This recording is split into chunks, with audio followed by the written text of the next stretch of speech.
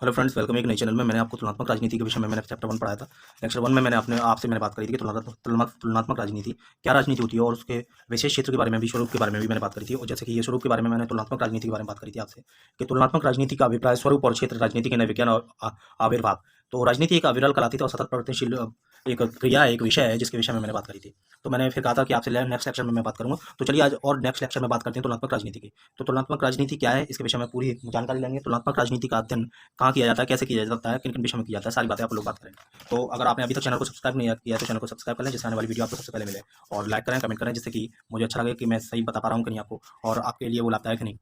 तो पुरानी तुलनात्मक राजनीति के विषय में कुछ महत्वपूर्ण वक्तव्य है। तुलनात्मक जो राजनीति है उसके विषय में कुछ महत्वपूर्ण वक्तव्य हैं, वो क्या है, स्टेटमेंट्स हैं, वो क्या है कि देखते हैं कि तुलनात्मक राजनीति का तात्पर्य एक विशेष सामग्री या राजनीति के शैक्षिक अध्ययन के भीतर। तो ये कहते हैं कि तुलनात्मक राजनीति का तात्पर्य एक विशेष सामग्री या राजनीति के शैक्षिक अध्ययन के भीतर विशेषज्ञता के क्षेत्र से तथा राजनीति के अध्ययन के तरीके या उपागम से है। तुलनात्मक राजनीति की विशेष सामग्री देश या लोगों की घरेलू राजनीति से बनती है। ये मार्क्स कार्लसमैन कहते हैं, Joel Krieger and W A Joseph भी कहते हैं, और इनकी पुस्तक है comparative politics in the crossroads. तो इन्होंने ये कहा कि तुलनात्मक राजनीति जो है वो तुलनात्मक राजनीति लोगों की घरेलू राजनीति से बनती है।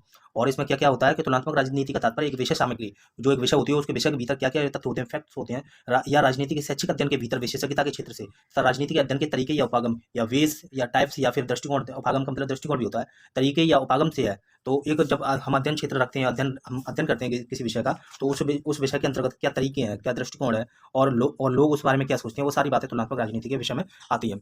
सेकंड, एक परिभाषा और दी है तुलनात्मक राजनीति के विषय में। एक और परिभाषा है कि तुलनात्मक जो राजनीति होती है वो राजनीति विज्ञान के भीतर तुलनात्मक राजनीति का उपक्षेत्र है। तो तुलनात्मक राजनीति के भीतर एक तुलनात्मक राजनीति विज्ञान के भीतर तुलनात्मक राजनीति एक उपक्षेत्र है। उपक्षेत्र मतलब सब सब्जेक्ट है जो देशों के बीच ऐसे संघर्ष की तुलना करता है। देशों की विशाल विविधता का अध्ययन करके तुलनात्मक राजनीति के विधान अपने विचाराधीन देशों एवं अपनी राजनीतिक व्यवस्था पर प्रकाश डालते हैं। ये पैट्रिक ओनेल कहते हैं कि तुलनात्मक जो राजनीति है वो देशों के भीतर क्या संघर्ष चल रहा है, देशों के बीच ऐसे संघर्ष की तुलना करती है जहाँ जो उपक्षेत्र होते हैं तुलनात्मक राजनीति के, ऐसे क्षेत्रों की बहुत क्या करती है, तुलना करती है। देशों की विशाल विविधता का अध्ययन करती है, और तुलनात्मक राजनीति के विधान अपने विचाराधीन देशों अपनी राजनीतिक व्यवस्था पर प्रकाश डालने की आशा रखती है।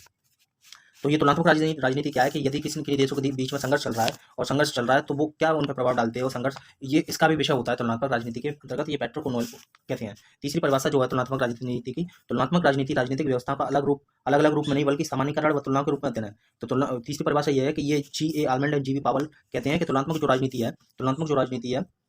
राजनीति राजनीतिक व्यवस्थाओं का अलग अलग रूप नहीं बल्कि सामान्यीकरण और तुलनाओं के रूप में अध्ययन है। तुलनात्मक राजनीति व्यवस्थाओं का अलग अलग रूप में अध्ययन नहीं किया जाता बल्कि तुलनाओं के और सामान्यीकरण के आधार पर उसका अध्ययन किया जाता है। ये तुलनात्मक राजनीति comparative politics today world view में ये उन्होंने लिखा था, G.A. आलमंड और G.V. पावल ने और अन्य लोगों ने। तो और परिभाषा क्या दी है तुलनात्मक राजनीति के विषय में, और परिभाषा इस प्रकार दी जा सकती है कि सामान्यतः तुलनात्मक शासन का तात्पर्य यूरोप के देशों या राज्यों की संस्था व उनके कार्यों से है। तो सामान्यतः तुलनात्मक शासन का तात्पर्य यूरोप के देशों या राज्यों की संस्था, राष्ट्र राज्य मतलब संयुक्त राष्ट्र राज्यों की संस्थाओं व उनके कार्यों से है, जिनमें उनकी कार्यपालिका, व्यवस्थापिका, न्यायपालिका, ऐसे पूरक संगठनों जैसे राजनीतिक दलों, दबावकारी गुटों पर ध्यान दिया जाता है। इसके विपरीत तुलनात्मक राजनीति क्रिया वाले संगठनों के आर्थिक वृहद क्षेत्र का अध्ययन करती है। तो ये तुलनात्मक राजनीति ये कहती है कि सामान्यतः तुलनात्मक राजनीति, ये कह रहे हैं R.H. स्लॉट कह रहे हैं कि थ्योरीज ऑफ कंपैरेटिव पॉलिटिक्स में पेज नंबर 3 में कह रहे हैं कि तुलनात्मक जो राजनीति है वो प्रस्तुत है यूरोप के देशों या संयुक्त राष्ट्र की संस्थाओं और उनके कार्यों से है, जिसमें कार्यपालिका, व्यवस्थापिका, न्यायपालिका, ऐसे संपूरक संगठनों जैसे राजनीतिक दलों और दबावकारी गुटों का ध्यान दिया जाता है। इसके विपरीत तुलनात्मक राजनीतिक क्रिया वाले संगठनों के आर्थिक वृहद क्षेत्र का अध्ययन करती है। और क्या है कि विपरीत तुलनात्मक राजनीतिक क्रिया वाले जो विपरीत एक दूसरे के विपरीत होते हैं, ऐसे तुलनात्मक संगठनों के आर्थिक वृहद क्षेत्र का अध्ययन करती है। कौन? तुलनात्मक राजनीति, जिसका राष्ट्रीय शासन से प्रत्यक्ष संबंध नहीं होता, जैसे उदाहरण के लिए जनजातीय संस्थाएं व संघ। तो R.H. स्लॉट कहते हैं कि तुलनात्मक जो शासन है उसका सामान्यतः उसका अध्ययन यूरोप के देशों, संयुक्त राष्ट्र संघों के बीच में किया जाता है, जिनके बीच कार्यपालिका, व्यवस्थापिका, न्यायपालिका जैसे संगठन होते हैं एवं राजनीतिक दलों और दबावकारी गुटों पर ध्यान दिया जाता है। तो ये सारी थ्योरीज हैं तुलनात्मक राजनीति के विषय में। तो चलिए आगे चलते हैं कि आगे तुलनात्मक राजनीति के विषय में क्या क्या और बातें हैं। तो यहाँ तक बात जब हमने करी थी, कल हमने बात करी थी, उससे पहले लेक्चर 1 में बात करी थी, उसमें ये बात थी कि एक लास्ट में एक कंक्लूजन निकल के आया था कि वस्तुतः जो तुलनात्मक राजनीति के क्षेत्र में राजनीति शब्द के 3 लक्ष्य हैं या 3 लक्षण है, लक्षार्थ मतलब लक्षण है। तुलनात्मक राजनीति शब्द के 3 लक्षण है: राजनीतिक कार्यकलाप, राजनीतिक प्रक्रिया और राजनीतिक सत्ता। तो मैंने कल के लेक्चर की बात है कि तुलनात्मक राजनीति के क्षेत्र में 3 लक्षण दिखाई देते हैं: राजनीतिक क्रियाकलाप और राजनीतिक प्रक्रिया और राजनीतिक सत्ता। राजनीतिक कार्यकलाप का मतलब यह है कि क्या काम किए जा रहे हैं और प्रोसीडिंग क्या हो रही है, उसमें क्या प्रक्रिया निभाई जा रही है, क्या प्रक्रिया उपयोग की जा रही है, वो राजनीतिक प्रक्रिया है। और राजनीतिक सत्ता का मतलब उस जो सत्ता है उसकी क्या टर्म्स एंड कंडीशन है, उसको सत्ता को कैसे हासिल किया जाता है। ये तुलनात्मक राजनीति के क्षेत्र में 3 शब्द रखे जा सकते हैं। इस बात की ओर पहले ही संकेत दिया जा चुका है कि राजनीतिक कार्यकलाप के अंतर्गत वे प्रयास आते हैं जिनसे विरोध की स्थितियों का निर्माण होता है। तो राजनीतिक क्रियाकलाप के अंतर्गत वे चीज आती हैं जिनसे विरोध की स्थितियों का निर्माण होता है। और जिनसे विरोध की स्थितियों का निर्माण हुआ, और समाधान ऐसे ढंग से की जाता है जिससे सत्ता के लिए संघर्ष में रत लोग अपने हितों की यथासंभव रक्षा कर सकें। और सत्ता में जो है, और जिससे सत्ता के लिए संघर्ष में जो लोग लगे हुए हैं वो अपने हितों के लिए यथासंभव रक्षा कर सकें, वो तुलनात्मक राजनीति के अध्ययन के विषय में आता है। तो ये सारी बातें हमने कल करी थी, और आज उसी में हम लोग और आगे बढ़ रहे हैं। अभी परिभाषाओं की हमने बात करी, ऊपर जो हमने परिभाषाएं पढ़ी हैं, परिभाषाओं के बाद हम थोड़ी सी और जानकारी लेने की कोशिश करते हैं कि जैसे कि फिर यहाँ से तनाव में कमी तथा अथवा विरोध का समाधान स्वाभाविक रूप से तनाव घटाने के स्थायी उपकरण तथा समय समय पर आंतरिक सुरक्षित उपकरणों के अंतर्वेश के माध्यम से किया जाता है। यहाँ तक बात हो गई, जिसका उद्देश्य आपातकालीन स्थितियों में तनाव और विरोधों की मात्रा को कम करना होता है। यदि राजनीति का अभिप्राय मूल्यों का प्रमाणीकृत विनिधान है, तो सत्तारूढ़ व्यक्तियों द्वारा स्वीकृत मूल्यों और लोगों द्वारा अपेक्षित मूल्यों के बीच कुछ न कुछ विरोध तो अवश्य उत्पन्न होगा। तो ये कहना चाह रहे हैं कि ऐसे उपकरण समय समय पर आंतरिक सुरक्षित उपकरणों के अंतर्वेश के माध्यम से किया जाता है, जिसका उद्देश्य आपातकालीन स्थितियों में तनाव और विरोधों की मात्रा को कम करना होता है। तो ये बात कहना चाह रहे हैं कि कुछ ऐसे उपकरण का मतलब यहाँ कोई मशीन से नहीं है, उपकरण का मतलब कोई कह सकते हैं एफर्ट से है।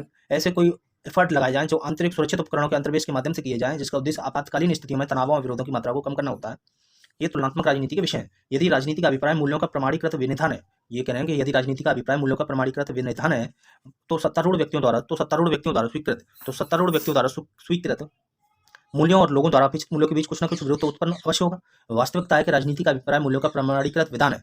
ये कह रहे हैं यदि राजनीति का अर्थ मूल्यों का प्रमाणीकृत, अगर राजनीति का मूल्य प्रमाणीकृत विधान है, हाँ, वास्तविकता यही है कि राजनीति जो चलाई जाती है वो वर्तमान जो राजनीति है, ज़्यादातर राष्ट्रों में लोकतंत्र है और जहाँ संवैधानिक राजनीति होती है, तो सत्तारूढ़ व्यक्तियों द्वारा स्वीकृत मूल्य, जो सत्तारूढ़ राजनीति में स्वीकृत लोग हैं उनके द्वारा कुछ मूल्य होते हैं, वैल्यूज होती है, लोगों द्वारा अपेक्षित मूल्यों के बीच कुछ न कुछ विरोध अवश्य उत्पन्न होता है। वास्तविकता भी यही है कि जैसे लोगों को स्वतंत्रता दी गई, एक मूल्य है स्वतंत्रता, ईमानदारी एक मूल्य है, तो भ्रष्टाचार जब बढ़ता है तो ईमानदारी खत्म होती है, तो कुछ ना कुछ विरोध उत्पन्न अवश्य होगा। इस कारण ऐसे विरोध उत्पन्न होते हैं जिनके समाधान की आवश्यकता होती है। इस संबंध में जो प्रयास किए जाते हैं उन्हें राजनीतिक कार्यकलाप पॉलिटिकल एक्टिविटी कहा जाता है।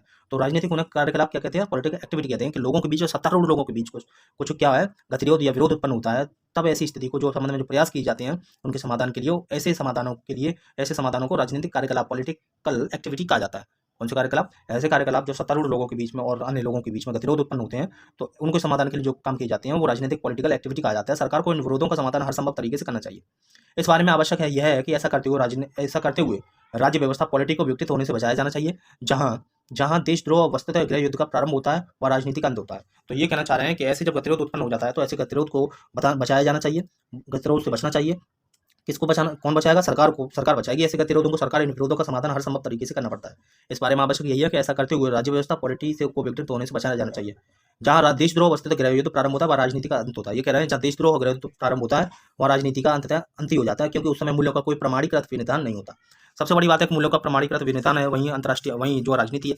लेकिन लोगों के बीच में और सत्ता के बैठे हुए लोगों के बीच में कुछ गतिरोध उत्पन्न हो जाता है। उस गतिरोध को समाप्त करने के लिए जो प्रयास किए जाते हैं वो पॉलिटिकल एक्टिविटी कहलाती है। और ये कह रहे हैं कि जब ये एक्टिविटी नहीं रुक पाती है तो वहाँ पे जो गृह युद्ध या देशद्रोह जैसी समस्या उत्पन्न होती है जो राजनीति को समाप्त कर देती है, क्योंकि उस समय मूल्यों का कोई प्रमाणीकृत विनिधान नहीं होता, बल्कि दो पक्ष अलग अलग तरीके से मूल्यों का विनिधान करते हैं। तथापि इस वक्तव्य से हमें यह नहीं समझना चाहिए कि गृह युद्ध अथवा क्रांतिकारी उथल पुथल के दिनों में राजनीतिक कार्य पूरी तरह से ठप हो जाते हैं। ये बात हमें नहीं समझनी चाहिए, ठीक है, नहीं समझनी चाहिए ये बात। तो ये सारी बातें जो चल रही हैं ये तुलनात्मक राजनीति के अंतर्गत ही ये सारी बातें चल रही हैं, तो ये बात नहीं समझनी चाहिए, ठीक है। आगे चलते हैं, थोड़ी सी बात और समझते हैं कि क्या तुलनात्मक राजनीति में और क्या महत्वपूर्ण टॉपिक्स और तथ्य इन्होंने रखे हैं।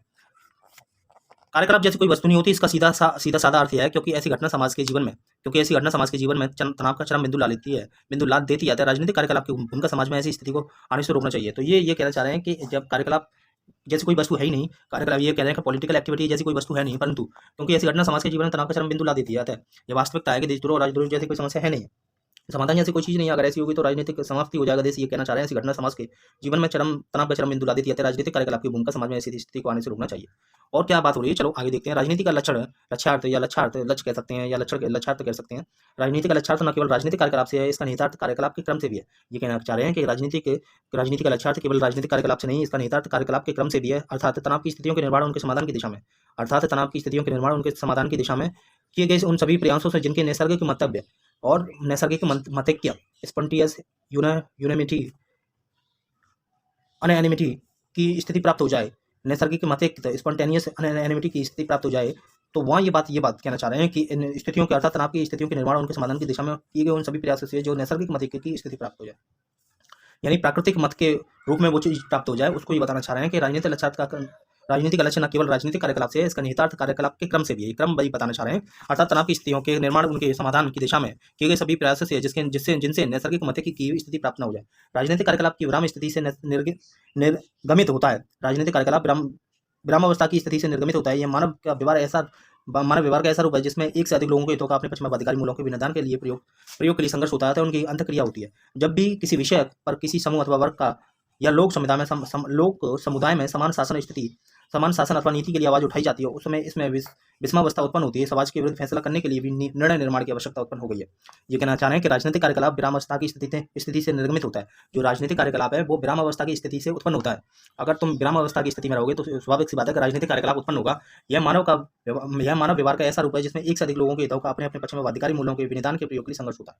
तो वास्तविकता यही है कि विभिन्न लोग जो चाहते हैं, विभिन्न समुदाय के लोग चाहते हैं, अलग अलग हितों वाले लोग ये चाहते हैं कि उनके मूल्यों को हितों के लिए कुछ प्रयास की जाए, तब संघर्ष उत्पन्न होता है अथवा उनकी अंतक्रिया होती है या उनकी अंतर्क्रिया होती है। जब भी किसी विषय पर किसी समूह अथवा वर्ग या लोक समुदाय में समान शासन अथवा नीति के लिए आवाज उठाई जाती है। जब कोई एक समुदाय होता है, जब कोई वर्ग होता है, कोई समूह होता है, उसमें एक समुदाय में समान शासन नीति के लिए कोई आवाज उठाई जाती है, वो चाहते हैं कि समान शासन हो, तो उस समय उस अर्थ में विषमावस्था उत्पन्न होती है। विषमावस्था की दौरी व्यवस्था उत्पन्न होती है। कुछ लोग कुछ चाहते हैं, कुछ लोग कुछ चाहते हैं, विषमावस्था उत्पन्न होती है।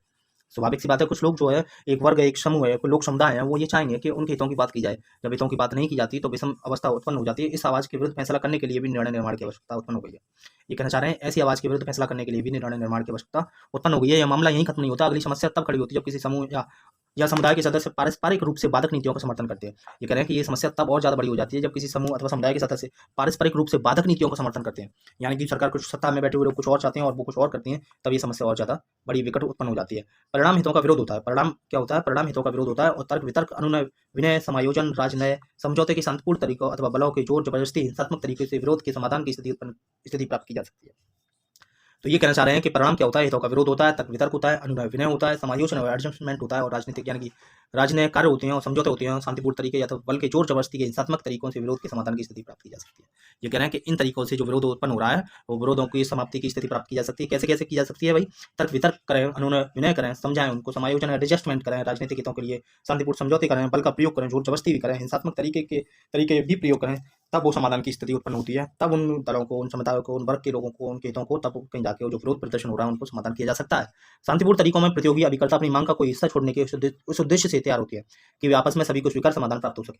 तो जो विरोध कर रहे हैं वो ये चाहते हैं कि अगर ऐसा हमें कोई शांतिपूर्ण तरीके में अगर हमें कोई ऐसी बात मालूम पड़ती है, हमारे हितों में कोई ऐसी बात है, तभी हम ऐसे हिंसात्मक या विरोध को उत्पन्न करने के लिए शांत होंगे। जबकि हिंसात्मक तरीकों में एक वर्ग की नीतिपूर्ण स्थिति अधिकांश रूप में दूसरे वर्ग की इच्छाओं पर थोपी जाती है।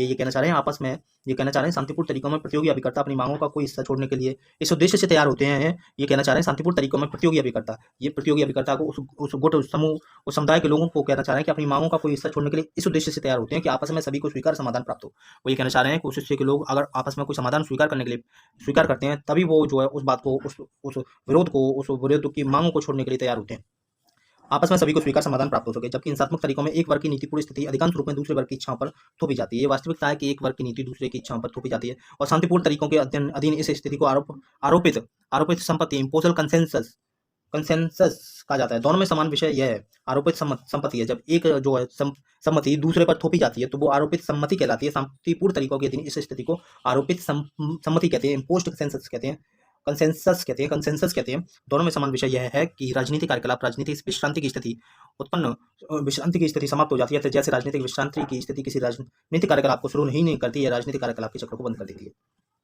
ये फाइनर का ये स्टेटमेंट है। ये फाइनर ने स्टेटमेंट दिया है कि अतः जैसे राजनीतिक विश्रांति की स्थिति किसी राजनीतिक कार्यकलाप को शुरू ही नहीं करती, यह राजनीतिक कार्यकलाप के चक्रों को बंद कर देती है। ये सारी चीजें राजनीतिक कार्यकलाप के विषय में हो रही है कि राजनीतिक कार्यकलाप क्या होता है। तो राजनीतिक कार्यकलाप के विषय में मैंने आपको बताया कि राजनीतिक कार्यकलाप क्या होता है। नेक्स्ट वीडियो में मैं आपसे फिर मिलूंगा। वीडियो लंबा हो रहा है, तुलनात्मक राजनीति हम पढ़ते रहेंगे। ये लेक्चर 2 था। नेक्स्ट लेक्चर में और आगे की गहराई से बात करेंगे पॉलिटिकल एक्टिविटी क्या होती है। और पहले पॉलिटिकल एक्टिविटी की तो मैंने बात कर लिया, पॉलिटिकल प्रोसेस की बात करेंगे, पॉलिटिकल राजनीतिक प्रक्रिया की बात करेंगे। अभी पॉलिटिकल कार्यकलाप की बात करिए कि राजनीतिक कार्यकलाप क्या होता है। जब राजनीतिक कार्यकलाप वह होता है जब सत्ता में बैठे हुए लोग क्या होते हैं कि एक समुदाय के मूल्यों को जब वो अपने हितों के लिए संघर्ष करते हैं, उस संघर्ष के समाधान की स्थिति जो होती है, संघर्ष के समाधान के प्रयास जो किए जाते हैं, वो राजनीतिक कार्यकलाप होते हैं। ठीक है, तो उसमें सरकार कुछ उपनियमों को प्रारंभ करती है, जैसे वो सत्ता में अपने बल प्रयोग करती है, तर्क वितर्क करती है। ऐसी स्थिति में उन लोगों को समझाती है और अपनी इच्छाओं को, आरोपित सम्मति को उन पर जो है डालती है। उसको आरोपित सम्मति कहते हैं। जब अपनी जो है उन्होंने समाधान किया है वो स्वीकार करने के लिए उनको बाध्य करती है, ऐसी इम्पोज्ड कंसेंसस कहलाते हैं। तो आगे मैं इस पर बात करूंगा। अभी बात मैंने करी है जो है राजनीतिक कार्यकलाप की आगे बात करेंगे, राजनीतिक पॉलिटिकल प्रोसेस की, क्योंकि राजनीति विज्ञान में 3 शब्द रखे गए हैं। 3 शब्दों के माध्यम से हम तुलनात्मक राजनीति को समझ सकते हैं, ठीक है। ये वीडियो आप पॉलिटिकल साइंस में आप लेक्चर में पढ़ रहे हैं, रिव्यू इंस्टीट्यूट में। आप अगर चैनल को आपने सब्सक्राइब नहीं किया, चैनल पर आप नए हैं तो चैनल को लाइक करें, सब्सक्राइब कर लें, जिससे आने वाली वीडियो आपको प्राप्त हो सके। यह वीडियो आपको UPPCS optional subject, UPSC optional subject, MA political science, BA political science, UPPGT अन्य विषय में, नेट जीआरएफ में आपके लिए ये काम की चीज़ है। तो बहुत ही काम की चीज़ें हैं, ये विभिन्न परीक्षा में आती हैं। अगर आपको चैनल अच्छा लगा, वीडियो अच्छा लगा तो लाइक करें, कमेंट करें और चैनल को जरूर सब्सक्राइब करें। ठीक है, नमस्कार, तब तक के लिए धन्यवाद, टेक केयर।